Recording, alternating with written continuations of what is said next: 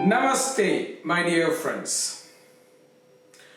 Today we start a new series of 5 videos that focuses exclusively on the evolution of Yogacharya T Krishnamacharya's teachings of Āsana practice only over his long life of over 100 years.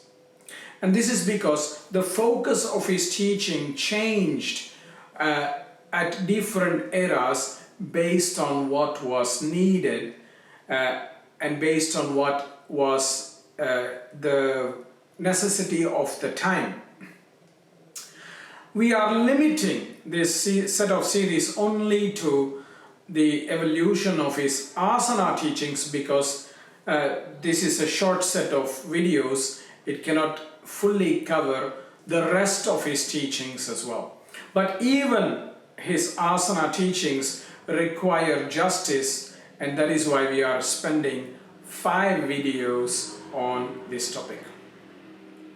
So the first era of his teaching is in the early 1920s, or in the time between the 1920s to very early in the 1930s, when Yogacharya Krishnamacharya had returned from Mount Kailash after being a long time with his own teacher, Sri Rama Mohana Brahmachari. The Mysore Maharaja had heard about him, and the other kings in North India also heard about him, and they wanted to somehow ask him to take the role of once again reviving classical Indian traditions, because at that time the British Empire was very strong in India and many of our own cultural systems was going in decline. Yoga was one of such disciplines that was facing such a challenge, and that is why the Mysore Maharaja and other Maharajas were very fascinated by Yogacharya Krishnamacharya. The first era is called Vajrakāya or Sharira Samyama. So in order to raise awareness among the people of what was possible with yoga, Krishnamacharya had to demonstrate fascinating things that could be done with the body so that people would once again be interested in yoga. This was his, let's say, marketing campaign to somehow raise the awareness of yoga in the minds of the people. And that is why in this era he demonstrated in many places how he could control the body through yogic practices. He would stop his heartbeat on multiple occasions and people would measure it and they would be surprised.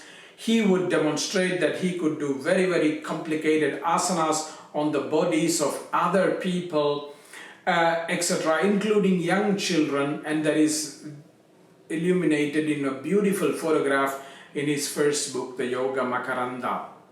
So in this time, which is called the Vajrakāya, which literally means the diamond body, or Sharira Samyama, the mastery of the body, he demonstrated extremely powerful techniques of yoga asanas that would fascinate the audiences, and he would travel to different cities in India on the behest of the Maharaja of Mysore and on the invitation of other kings of that time in different parts of India to make public demonstrations and lectures about these amazing practices of yoga, so that the Indian public would once again open their eyes towards yoga practices.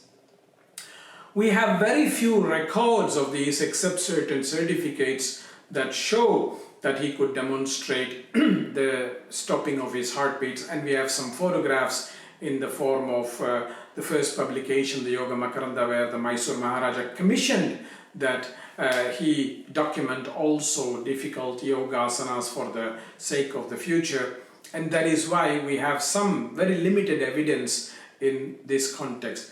But it was this time which was needed so that the awareness among the public of the value of yoga, even at a physical domain, was very, very important, because when people could see what was being done, they would be so inspired, and I think that is what inspired so many young students at that time to search for him and start taking classes at his renowned Yogashala in the Mysore Palace. So this, my dear friends, is the first era that is called as the Vajrakaya, or the Sharira Samyama, the mastery of the body.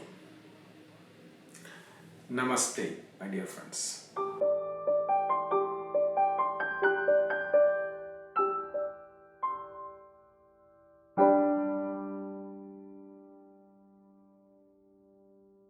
Namaste, my dear friends. My name is Kausthub Desikachar and I am currently representing the Viniyoga tradition. Thank you for watching our channel. Thank you for watching this video. And if you have not yet subscribed to our channel, please click the subscribe button so that you may receive fantastic updates every week on all the wonderful videos that we are presenting. And of course, we would encourage you to share these videos through your social media platforms to all your friends and students, so that this kind of special knowledge can be shared to all those who are seriously interested in the classical traditions of yoga. Thank you for your support, my dear friends, and we wish you all the very best. Namaste.